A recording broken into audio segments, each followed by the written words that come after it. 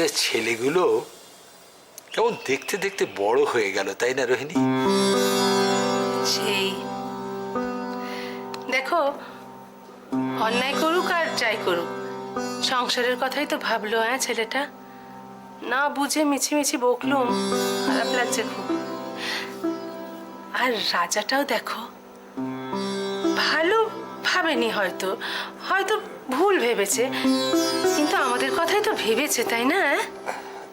আচ্ছা, মানে একটা কথা তোমায় না বললেই নয়। কি বল?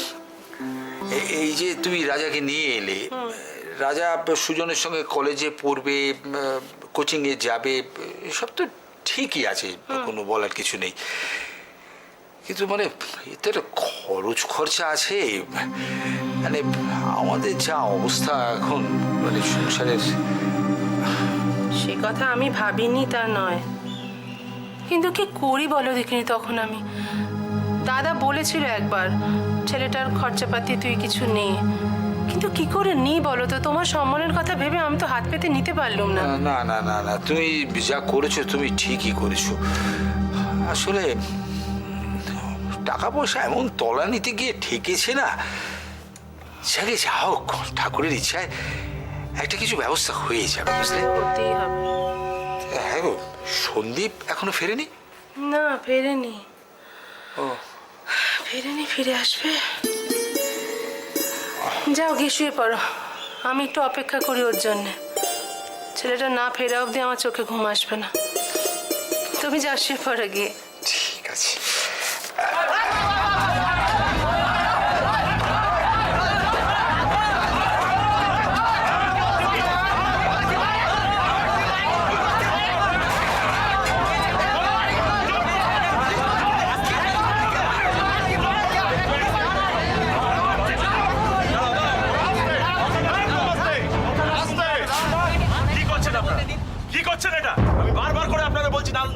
ভাঙচুর করবেন না।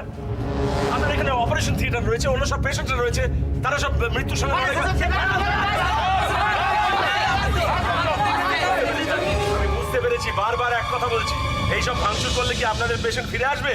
সে তো আসবে না। আমাদের পেশেন্টকে একটা কথা শুনুন আগে, কেন এরকম করছেন? আমি কি বলতে চাইছি শুনুন। আপনারা বারবার ভাঙচুর করছেন, এরকম করবেন না। এবার আমরা বলবো, শুনেন, আমরা একটা শোনো ভাই, আমি অনেকক্ষণ থেকে হাত জোর করে তোমাদের একটা কথা বোঝাবার চেষ্টা করছি, সেটা যদি বুঝতে পারো তোমাদের উপকার হবে। আমি কিন্তু তোমাদের বলতে চাইছি এটা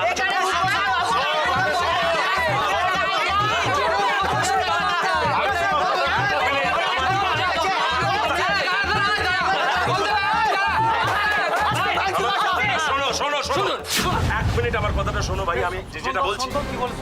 ডক্টর দেবরায় নিজে তোমাদের পেশেন্ট, আপনাদের পেশেন্টের অপারেশন করেছিলেন নিজে, এরকম কিন্তু রোজ করেন না। ক্রিটিক্যাল ছিল, উনি নিজে যত্ন করে অপারেশন করেছিলেন। এটা যত্ন?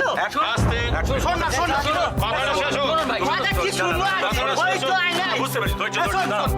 এইবারে কোনো কারণে তোমাদের পেশেন্ট আফটার অপারেশন খবরটা সামলাতে পারেনি, এরকম হয়। কিন্তু আমি বলছি, যদি তোমরা বলো যে আমাদের নার্সিংহোমের কারণে উনি মারা গেছেন, আমাদের গাফিলতিতে মারা গেছেন, আমরা মাথা পেতে নিচ্ছি, কিন্তু সেটা তো প্রমাণ করতে হবে। এখানে এসে ভাঙচুর করলে কি সেটা হবে?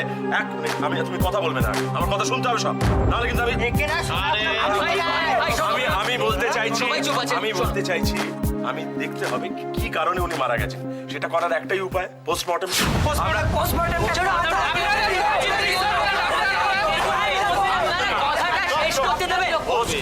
পোস্টমর্টেম করে সরকারি ডাক্তার, তাদের সঙ্গে নার্সিংহোমের কোনো যোগাযোগ থাকে না, সেখানে পুলিশ থাকে, সরকারি ডাক্তাররা থাকে। আপনারা কেন এরকম গায়ের জোয়ারি করছেন? ব্যাপারটা বুঝুন।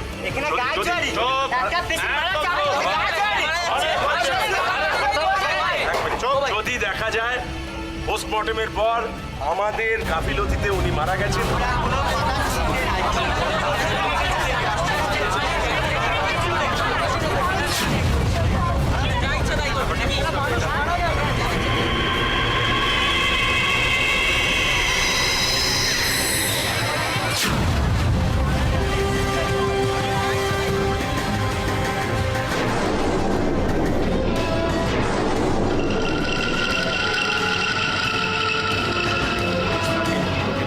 এরকম করে যা তা কথা বলতে হবে। আমি তো বলছি, যদি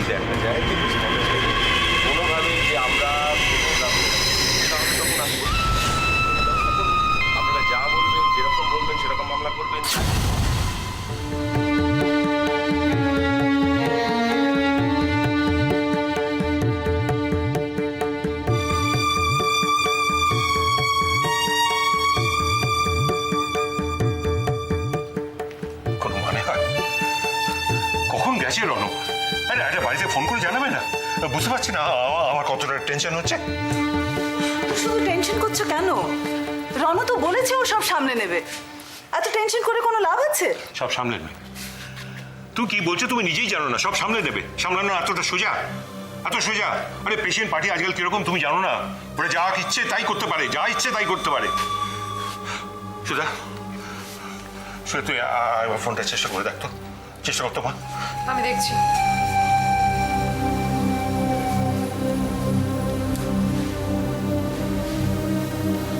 কে? হ্যাঁ, রিং হচ্ছে। তাহলে ধরবে নিশ্চয়ই।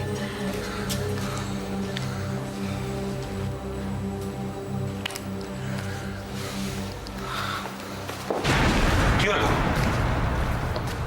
রিং হচ্ছিল, তারপর হতে হতে মানে আর কোনো রেসপন্স পেলাম না তো। আমি তোমায় বলেছিলাম না আমি শিওর ও একটা বড় রকম সমস্যায় পড়েছে। তো আমি তো তখন যেতে চাইলাম, তোমরা সবাই মিলে আমাকে আটকে দিলে, তো আমাকে যেতে দিলে না। তো আচ্ছা, এটাও তো হতে পারে যে ও ওদের সঙ্গে কথা বলতে ব্যস্ত, সেজন্য হয়তো তোমার ফোনটা রিসিভ করতে পারে।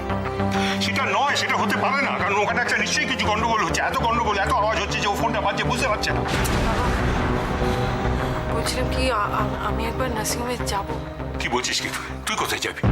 না মানে আমি যদি এই মুহূর্তে একবার ওখানে যাই, তাহলে রনর পাশে থাকলে হয়তো এমনও হতে পারে পেশেন্ট পার্টি আর বাড়াবাড়ি করলো না। তুই কি পাগল হয়েছিস নাকি? এই অবস্থায় তুই নার্সিং হোমে যাবি? শোনো, আমি বলছি কি, রণ খুব বুদ্ধিমান ছেলে। ও ওদের সঙ্গে কথা বলে ওদের কনভিন্স করার চেষ্টা করছে নিশ্চয়ই। কোনো ঝামেলা হলে তো তোমাকে জানাতো। ও জানাবে না, ও জানাবে না। সুতপা, তুমি রনকে এতদিনে চেনোনি, ও আমাকে কিছুতেই জানাবে না। ও তো আমাকে আগলে রাখে, ও তো আমাকে কষ্ট দিতে চায় না। ও তো জানাবে না, আমি তো জানি ও জানাবে না। এই দে তো, আমি ফোনটা দে তো, আমি পুলিশকে ফোন করবো। পুলিশ গিয়ে যা ভালো বলছে তাই করবো। না বাবা, সেটা করো না। রণ তো নার্সিংহোমে গেছে, ও যদি প্রয়োজন মনে করে ওখান থেকে ও নিজেই পুলিশকে ফোন করবে।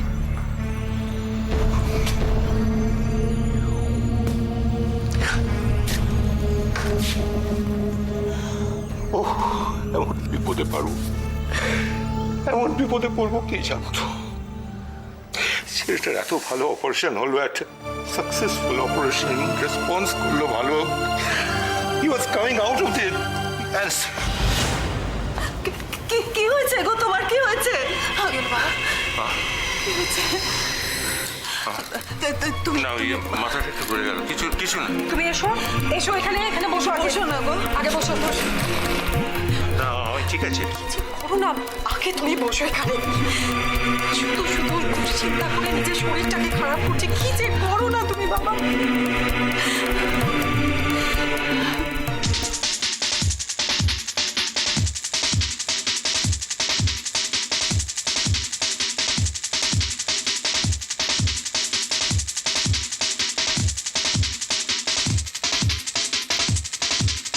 ওই ধরো!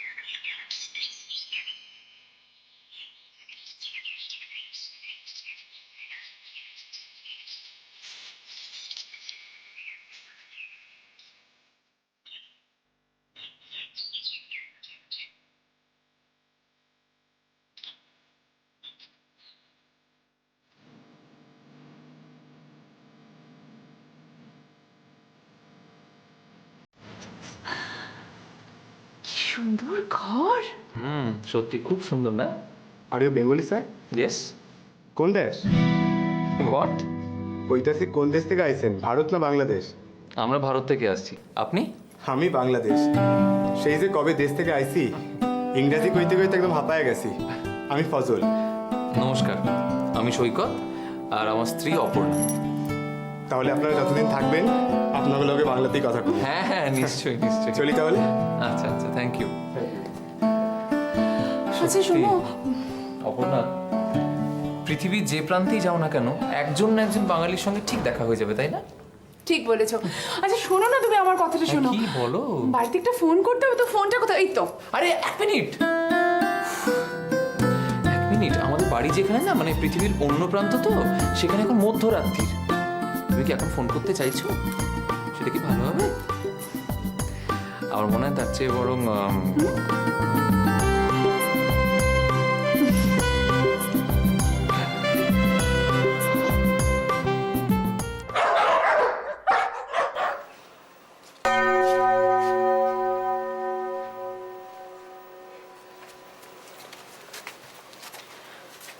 মা, কি করছো? দাদার জন্য অপেক্ষা? ওই এলো বোধহয়, দেখ তো। দাঁড়া দেখছি।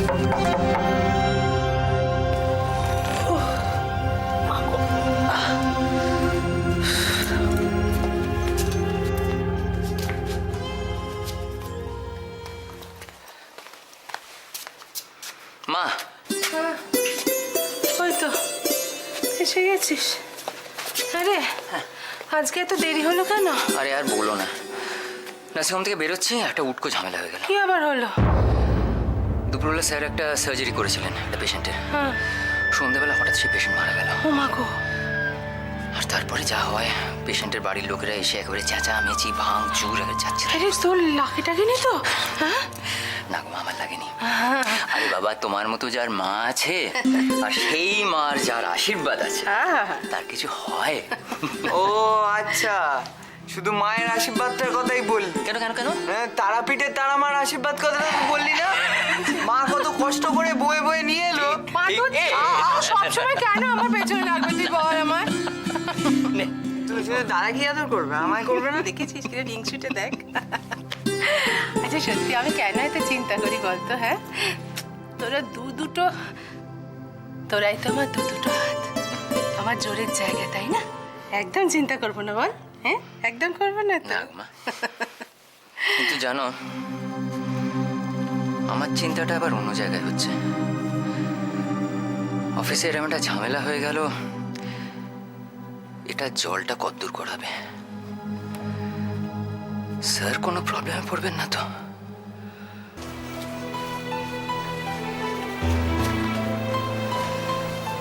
কি গো, এখন কেমন লাগছে? বললাম ঘরে একটু শোবে, চলো। কি যে বলো না সুতপা, মনের এই অবস্থা, নিজের হাতে করা নার্সিংহোমটা ভেঙে ছুড়ে সব তছনছ করে দিল। নার্সিংহোম থেকেও একটা খবর পাচ্ছি না। এই অবস্থায় কি করে রেস্ট নিতে যাই বলো তো? বাবা, জলটা নাও তো। কেন?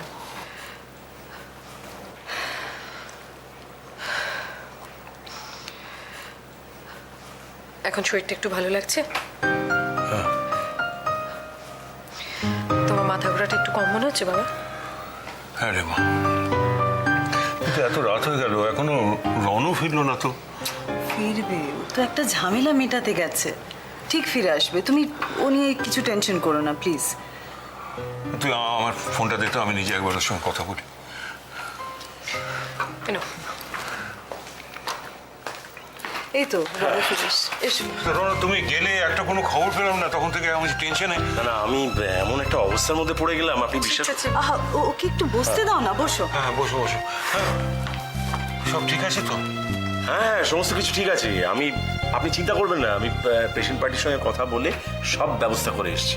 আমি তোমায় বলেছিলাম না, রনো গেছে, ঠিক ঝামেলাটা মিটিয়ে ফিরে আসবে। তুমি শুধু শুধু টেনশন করে শরীরটা খারাপ করছিলে। শরীর খারাপ মানে কি হয়েছে? কি হয়েছে? হবে তখন থেকে উল্টো পাল্টা নার্সিংহোম নিয়ে চিন্তা করছে, টেনশন করছে, করে শরীরটা খারাপ করেছে। একটু আগে মাথা ঘুরছিল তো। সে কি? আমি তো আপনাকে বললাম চিন্তার কোনো কারণ নেই। তুমি বললেই হবে রনো, নিজের হাতে করা নার্সিংহোম সেটা ভাঙচুর করে লোকে তছনছ করে দিচ্ছে। আর একটা দুশ্চিন্তা। তাছাড়া ওই ছেলেটা এত ভালো একটা অপারেশন হলো, তারপরে কি যে হয়ে গেল, মনটাও খারাপ, সব মিলিয়ে তখন কি হয়ে গেল একটা মাথাটা। বলছিলাম কি, তুমি লোকগুলোকে সামলালে কি করে?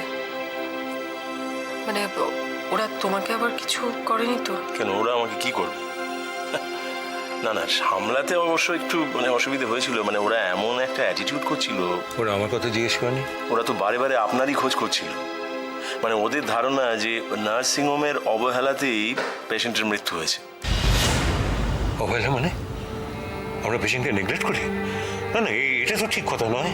আচ্ছা, কোনো কারণে যদি একটা পেশেন্ট মারা যায়, তাহলে কি সব দোষ ডাক্তার বা নার্সিংহোমের? একটা মানুষের মৃত্যুর উপরে কারো কোনো এখতিয়ার আছে নাকি? মা, তুমি আবার ভুল করছো। দেখো, এটা এখন আমরা পেশেন্ট পার্টিকে বোঝাবো কেমন করে? বডি কি পেশেন্টের বাড়ির লোকজন নিয়ে চলে গেছে? পেশেন্টের বাড়ির লোক বডি নিয়ে যাবে কেন? বডি তো পুলিশ নিয়ে গেছে। আগে তো পোস্টমর্টেম হবে। পোস্টমর্টেম কেন? রণ, তোমার কি মনে হয় এই মারা যাওয়ার পেছনে কোনো অ্যাবনর্মালিটি কিছু আছে? না না, দেখুন, আমার মনে হওয়া না হওয়াতে কিছুই এসে যায় না। আসলে আমি চেয়েছিলাম যে পেশেন্টের বাড়ির লোক মনে যেন কোনো সন্দেহ না রাখে। আর সেই জন্য আমি ওদের বলেওছি যে যদি দেখা যায় যে নার্সিংহোমের গাফিলতিতে বা অবহেলায় পেশেন্টের মৃত্যু ঘটেছে, তাহলে আমরা ক্ষতিপূরণ পর্যন্ত দিতে রাজি আছি। এটা তুমি ভালো করেছো। তাহলে অ্যাটলিস্ট পেশেন্ট পার্টির মনে কোনো ক্ষোভ থাকবে না। না, এছাড়া অবশ্য আমার হাতে কোনো উপায়ও ছিল না। মানে ওরা ওখানে যেরকম কাণ্ডটা করছিল, ওরে বাপরে, আমি কিছুতেই সামলাতে পারছিলাম না। এছাড়া সামলানোর কোনো উপায় ছিল না। নার্সিংহোমের কতটা ক্ষতি হয়েছে রণ? তা একটু ক্ষতি তো করেইছে। ওই কাঁচগুলো সব ভেঙেছে জানলার, আর অফিসটা, রিসেপশন, সেগুলো। না না, আপনি দুশ্চিন্তা করবেন না, আমি চন্দনকে বলে এসেছি, ও সব দেখে নেবে। সারা সন্ধ্যাবেলাটা তোমার উপর দিয়ে যা ধকল গেছে, তুমি বরং হাতে মুখে জল দিয়ে নাও। হ্যাঁ, আমি তোমাদের খাবারটা রেডি করছি। বেশ, আমি একটু ফ্রেশ হয়ে চলে আসছি ছোট করে। হ্যাঁ,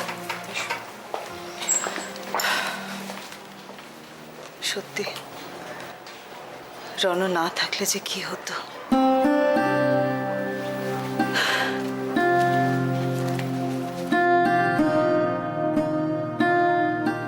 বডি তো পুলিশ নিয়ে গেছে। আগে তো পোস্টমর্টেম হবে। রণ, তোমার কি মনে হয় এই মারা যাওয়ার পেছনে কোনো অ্যাবনর্মালিটি কিছু আছে?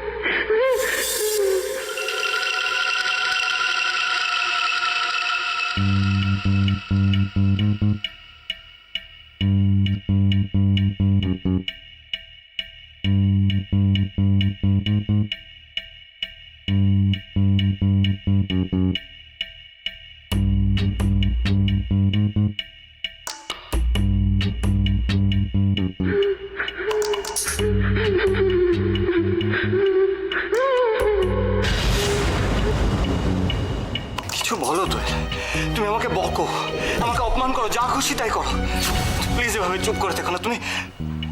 তুমি চুপ করে থাকলে আমার কষ্ট হয়। তো কাল সকালে স্নান করে উঠে শাড়িটা পরো কি?